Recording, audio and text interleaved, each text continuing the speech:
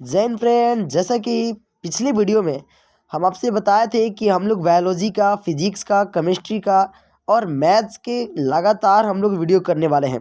इनमें सबके सब मल्टीपल चॉइस क्वेश्चंस होंगे, यानी वस्तुनिष्ठ प्रश्न होंगे। जैसे कि आपको थंबनेल पर दिखाई दे रहा है कि हम लोग बिहार मैट्रिक परीक्षा 2025 के लिए तैयारी कर रहे हैं दोस्त। और देखिए दोस्त, कोई भी आपको फिजिक्स, चाहे वो साइंस का क्वेश्चन हो चाहे वो मैथ्स का क्वेश्चन हो, कोई भी इससे आपके बाहर नहीं जाएगा। आप एक एक क्वेश्चंस को यहाँ से फोड़ सकते हैं आराम से। ये इस तरीक़ा से बनाया गया है दोस्त, जो एकदम पीवाई क्यूज है, जो कि पीछे क्वेश्चंस आए हैं उसी के अनुसार ये बेस्ड है। तो चलिए बिना समय को गंवाए हम लोग स्टार्ट करते हैं। वीडियो को स्टार्ट करने से पहले आपको मैं बता दूं कि दोस्त यहाँ पर आपके 4 ऑप्शन दिए। अगर ये हमसे पहले अगर आपको पता है तो कमेंट में ज़रूर जवाब दीजिएगा कि इसका आंसर क्या होगा। आपको बीच बीच में मैं 1-2 क्वेश्चंस भी दूंगा, आपको बताना होगा कि उसका आंसर क्या होगा लास्ट में, वीडियो के लास्ट में। चलिए स्टार्ट करते हैं। भौतिकी का महायज्ञ में सबसे पहले हम लोग स्टार्ट करते हैं, पहले क्वेश्चन की तरफ चलते हैं।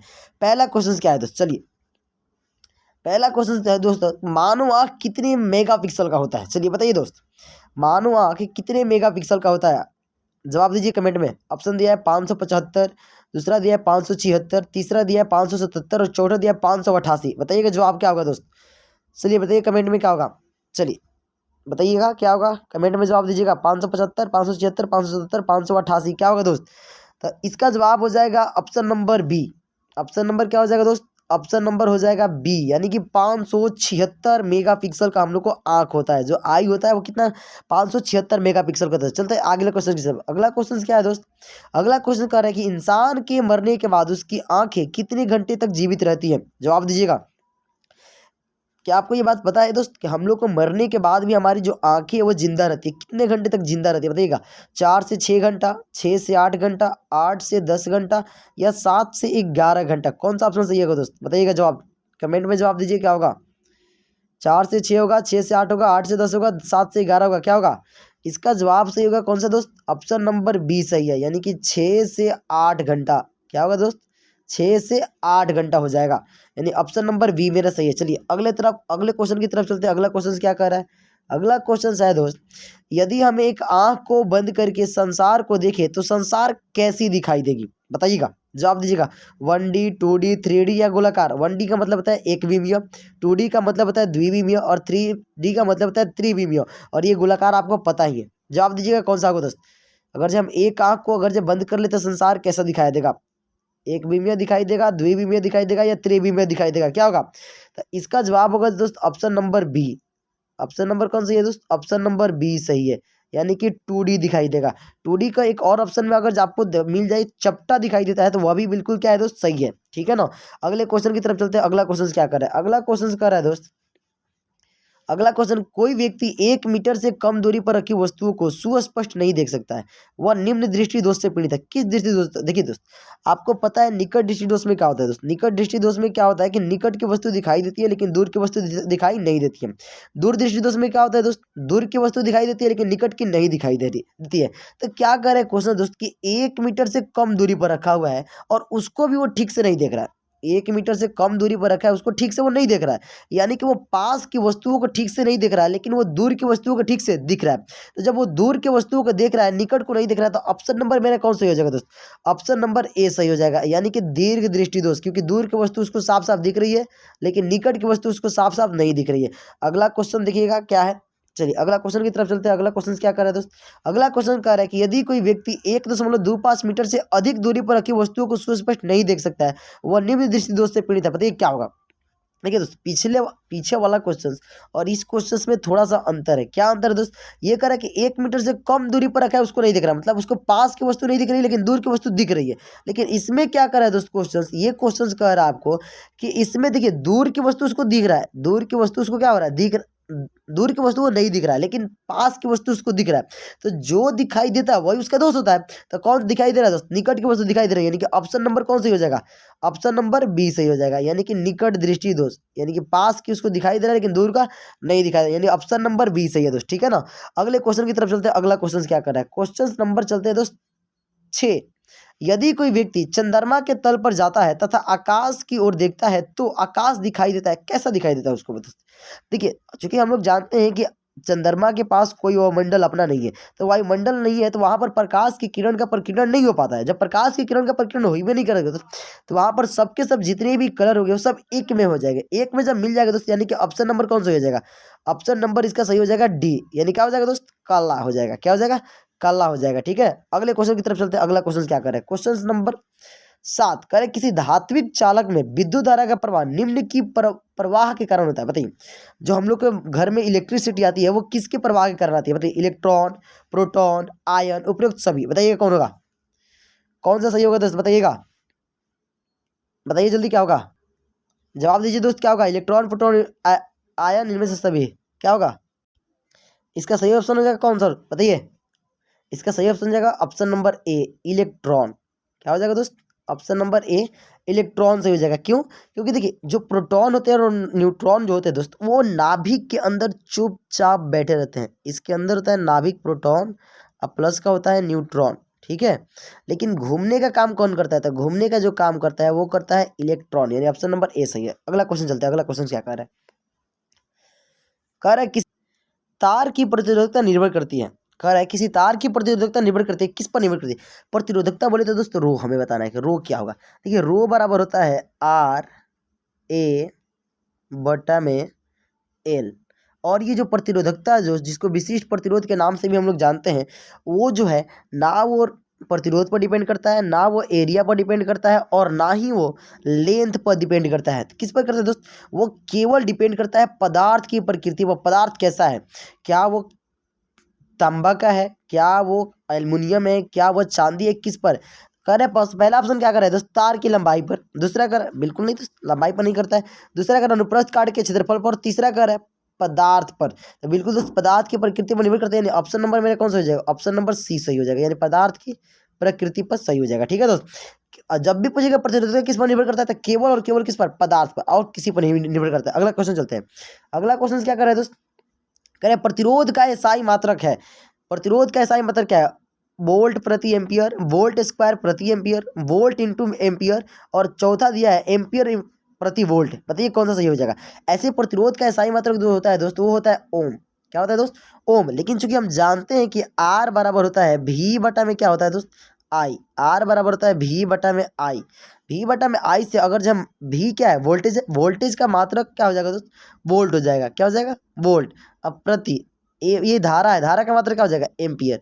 यानी कि इसका आंसर हो जाएगा दोस्त वोल्ट प्रति क्या? एम्पियर। यानी ऑप्शन नंबर कौन सही है दोस्त? ऑप्शन नंबर ए सही है, वोल्ट प्रति एम्पियर। वोल्ट प्रति क्या हो जाएगा दोस्त? एम्पियर हो जाएगा। अगले क्वेश्चन की तरफ चलते हैं। अगला क्वेश्चन क्या कर रहा है? अगला क्वेश्चन कह रहा है कि 50 वाट और 250 वोल्ट के एक लैंप में प्रवाहित विद्युत धारा का मान कितना होगा? बताइएगा। 50 वाट और 250 वोल्ट के एक लैंप में प्रवाहित विद्युत धारा का मान कितना? 0.2 volt, 5 ampere, sorry 0.2 ampere, 5 ampere, 2 ampere, 2.5 ampere. क्या होगा दोस्त? बताइएगा, जवाब दीजिएगा।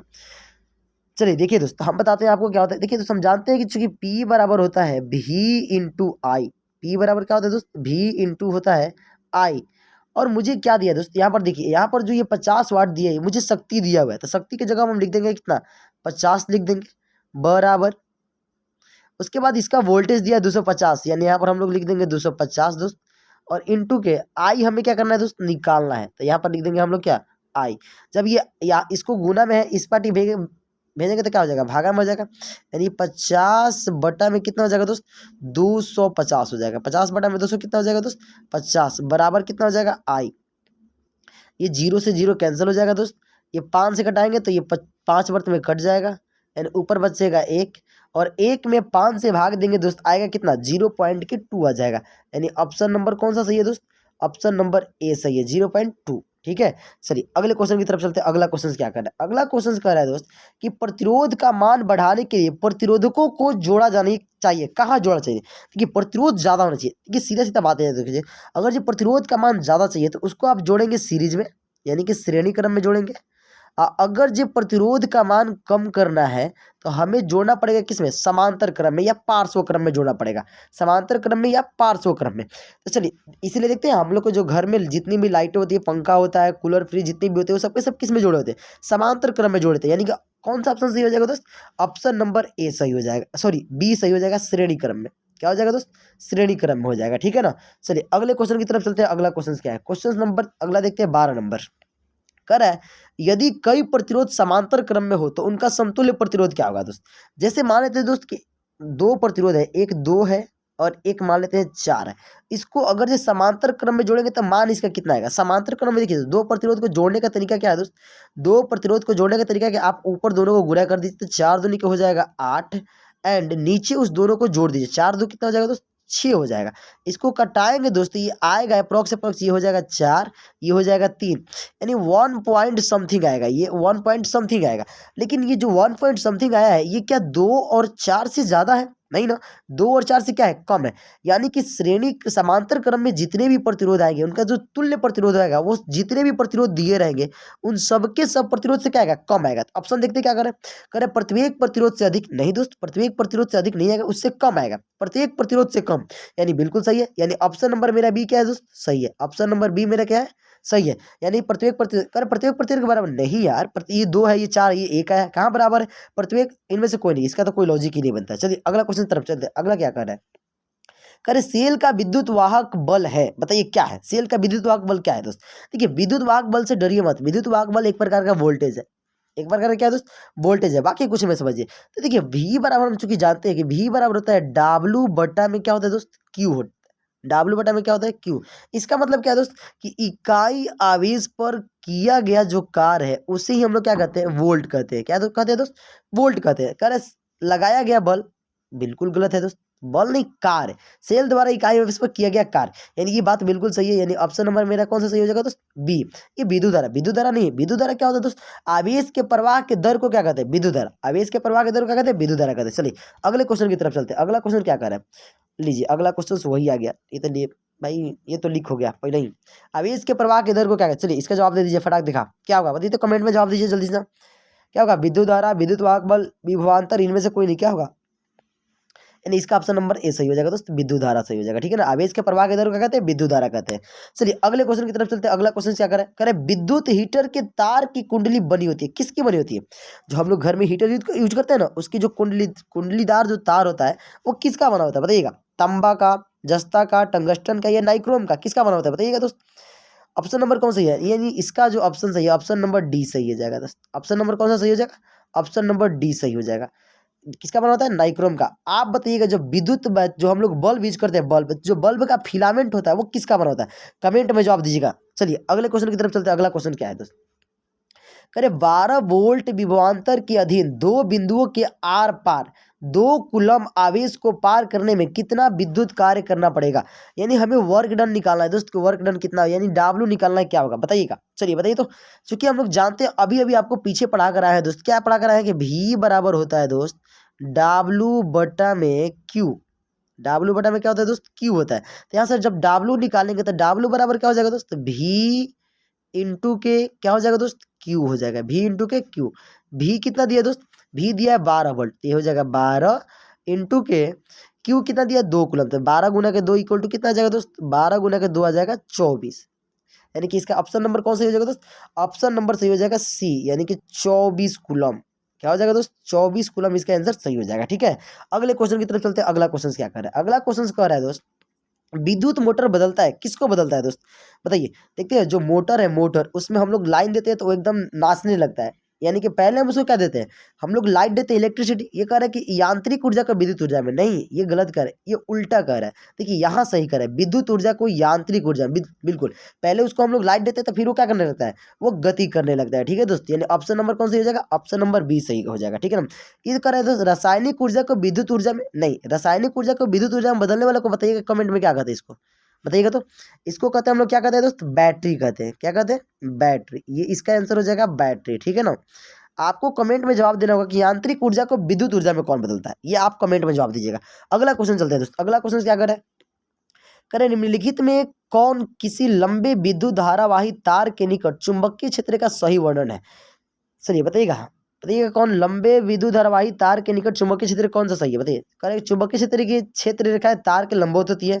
दूसरा ऑप्शन कह रहा है कि चुंबकीय क्षेत्र की क्षेत्र रेखा तार के समांतर होती है। चुंबकीय क्षेत्र की सकेंद्रीय क्षेत्र रेखाओं का केंद्र तार होता है। चलिए देखिए हम लोग क्या करते हैं, जो तार में जो धार, जैसे ये तार है तो तार में जो धारा जाती है, धारा, उसका हम लोग दिशा कैसे फाइंड करते हैं?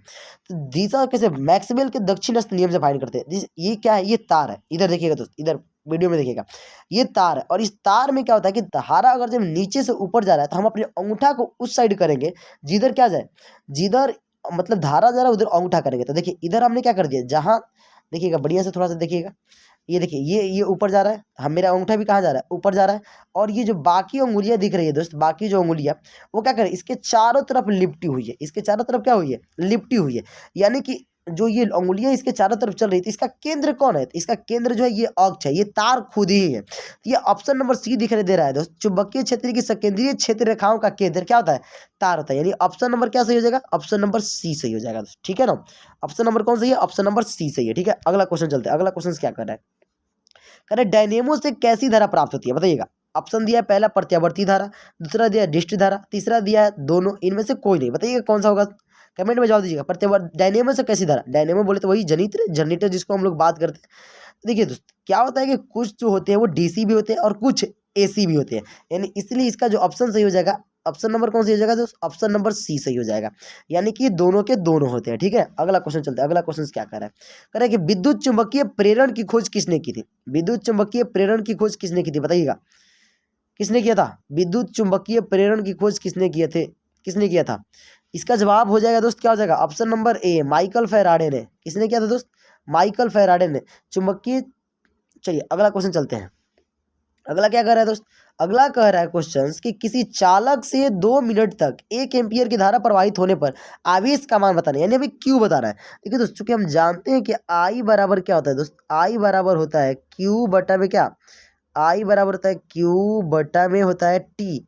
आई का मान दिया है क्या दोस्त, आई का मान हमें दिया है, कितना दिया है, 1 एम्पियर। तो इस हम आई के जगह पर लिख देंगे 1 बराबर, ये क्यू का हमें मान निकालना है तो क्यू का क्यू लिख देते हैं दोस्त। अब बटा में समय कितना दिया दोस्त, 2 मिनट दिया है, 2 मिनट। तब 2 मिनट को सेकेंड में बदलेंगे तो कितना आ जाएगा दोस्त, 2 मिनट को जब सेकेंड में बदल देंगे तो हम आ जाएगा वो 120 सेकेंड। कितना आ जाएगा दोस्त, 120। यहाँ पर लिख देंगे कितना दोस्त, 120। जब यहाँ पर तीछा तीछी गुना करेंगे दोस्त तो क्यू बराबर आ जाएगा कितना दोस्त, 120, 120 कूलम आ जाएगा। कितना आ जाएगा दोस्त, 120 कूलम। यानी कि ऑप्शन नंबर कौन सही है दोस्त, ऑप्शन नंबर बी सही है, यानी 120 कूलम इसका क्या हो जाएगा, आंसर हो जाएगा, ठीक है। अगले क्वेश्चन की तरफ चलते हैं, अगला क्वेश्चन क्या कह रहा है, अगला क्वेश्चन कह रहा है दोस्त कि तरंग दायरे का एसआई मात्रक क्या है, तरंग दायरे का एसआई मात्रक क्या है, बताइएगा दोस्त। तरंग दायरे का एसआई मात्रक, देखिए दोस्त तरंग दायरे जो है एक प्रकार की लंबाई है, ये कुछ ज्यादा चीजें नहीं है, एक प्रकार की क्या है दोस्त, लंबाई है। और लंबाई का मात्रक क्या होता है दोस्त, मीटर होता है। यानी ऑप्शन नंबर कौन सही हो जाएगा, ऑप्शन नंबर ए सही हो जाएगा। एक और सवाल आपसे पूछ सकते हैं कि तरंग दायरे को किसमें व्यक्त किया जाता है, तो वो होता है दोस्त एंगस्ट्रम। क्या होता है दोस्त, एंगस्ट्रम। और आप कमेंट में जवाब दीजिएगा कि एक एंगस्ट्रम का मान कितना होता है दोस्त, एक एंगस्ट्रम का मान कितना होता है, बताइएगा कमेंट में जवाब दीजिएगा। बता दें हम, चलिए हम बता देते हैं। 10 के पावर होता है माइनस का 10 मीटर, 10 के पावर माइनस का 10 मीटर। आप मुझे कमेंट में बताइएगा इस सेंटीमीटर में मान कितना होगा। चलिए अगले क्वेश्चन की तरफ चलते हैं, अगला क्वेश्चन क्या कह रहा है, अगला क्वेश्चन कह रहा है दोस्त कि माइनस के 4 डायोप्टर क्षमता वाले अवतल लेंस की फोकस दूरी होगी, अवतल लेंस की फोकस दूरी क्या होगी बताइए। देखिए क्षमता दिया है तो चूंकि हम जानते हैं कि पी बराबर होता है दोस्त 1 बटा में क्या, 1 बटा में होता है दोस्त एफ, 1 बटा में एफ। तो जब यहाँ से हम एफ निकालेंगे तो क्या आ जाएगा दोस्तों, 1 बटा में आ जाएगा पी। और पी का मान दिया कितना, माइनस के 4। जब हम लोग 4 में इससे भाग देंगे दोस्त कितना आएगा बताइएगा, माइनस क्या आ जाएगा, 0.25 आ जाएगा।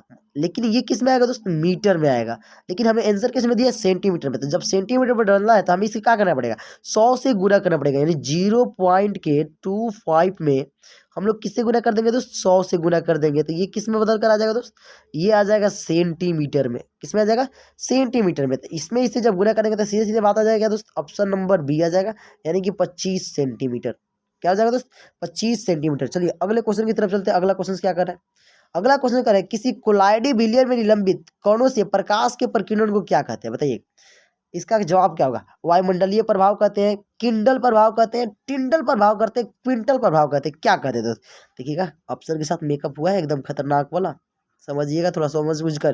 किंडल टिंडल क्विंटल समझ समझ रहे ना, क्या होगा, ऑप्शन नंबर सी हो जाएगा, यानी टिंडल प्रभाव हो जाएगा। ऑप्शन नंबर क्या हो जाएगा, सी, टिंडल प्रभाव। अगला क्वेश्चन चलते हैं, अगला क्वेश्चन क्या कर रहे थे, अगला क्वेश्चन कह रहा है कि अवतल लेंस का आवर्धन बराबर क्या होता है, बताइएगा। देखिए दोस्त आवर्धन क्या होता है? प्रतिबिंब की ऊंचाई वस्तु की ऊंचाई का अनुपात को क्या कहता है? आवर्धन। यानी m बराबर होता है दोस्त h2 बटा में क्या होता है? h1। अच्छा है दोस्त, एक और सूत्र होता है, क्या होता है दोस्त? v बटा में क्या होता है? u होता है। v बटा में u होता है, ठीक है ना। लेकिन ये देखिए, ये लेंस पूछ रहा है इसलिए यहाँ पर माइनस नहीं होगा। अगर जो दर्पण पूछता तो माइनस होता है। यानी ऑप्शन नंबर कौन सी हो जाएगा दोस्त? ऑप्शन नंबर डी सही हो जाएगा, ठीक है।